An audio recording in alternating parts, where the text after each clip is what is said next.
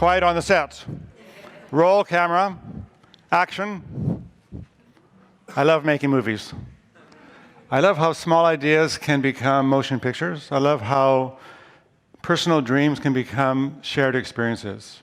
And I love making movies. I love watching them, relaxing into a director's vision, surrendering into that trust when you watch a movie.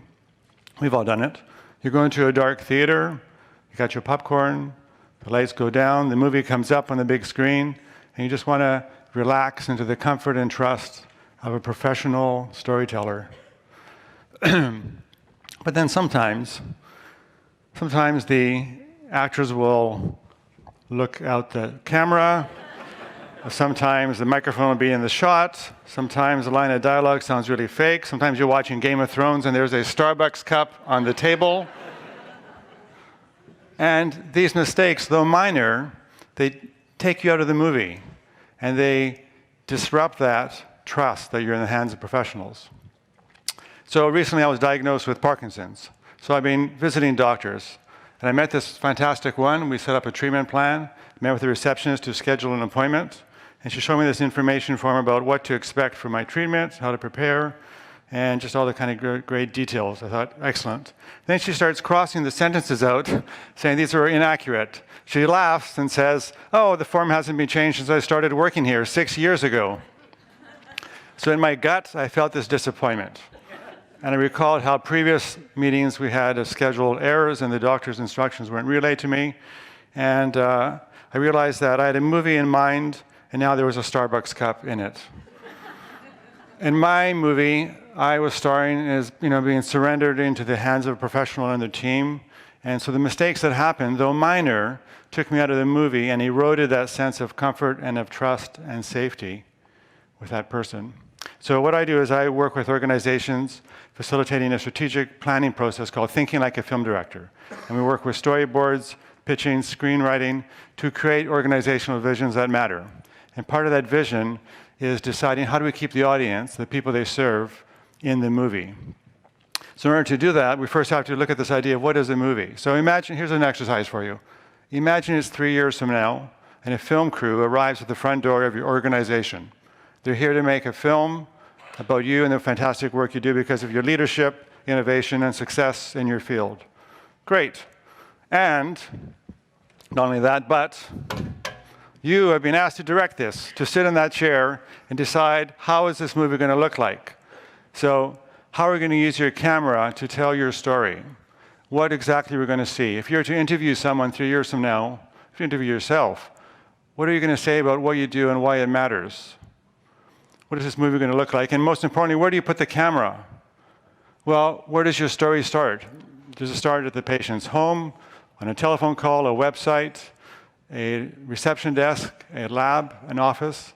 Where does that journey begin? And in the best of worlds, how does it unfold step by step or shot by shot? So filmmakers, in order to realize films that don't yet exist, use storyboards to articulate what they see in their heads and to share how it unfolds scene by scene and shot by shot. And the great thing about storyboards is that they illustrate, especially when shared with the whole filmmaking team, they become a consensus, a visual consensus of where we're going. Before the chaos of the production crew arrives, decisions about locations, wardrobe, camera angles, these are all informed by the detailed storyboards that have been created. So the storyboards illustrate a successful execution of what a film will be, what our guide is, what is the map. It's an agreed-upon future.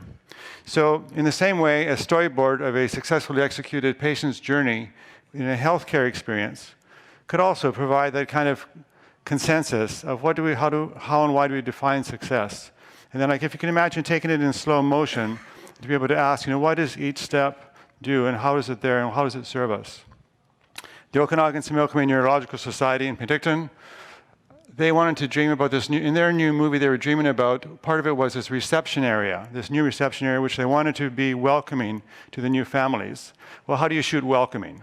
Where do you put the camera? What do you see?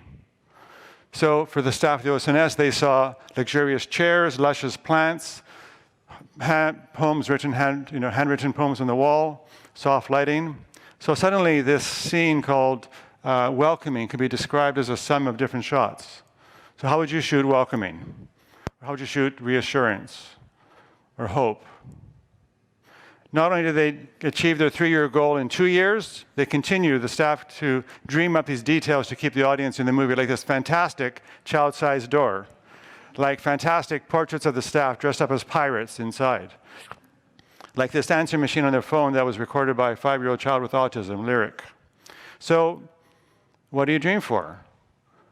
I challenge you to kind of sort of consider how you interact with clients and patients and each other, and then take just kind of one aspect of that and just kind of imagine, what would it look like moderately transformed or radically reinvented?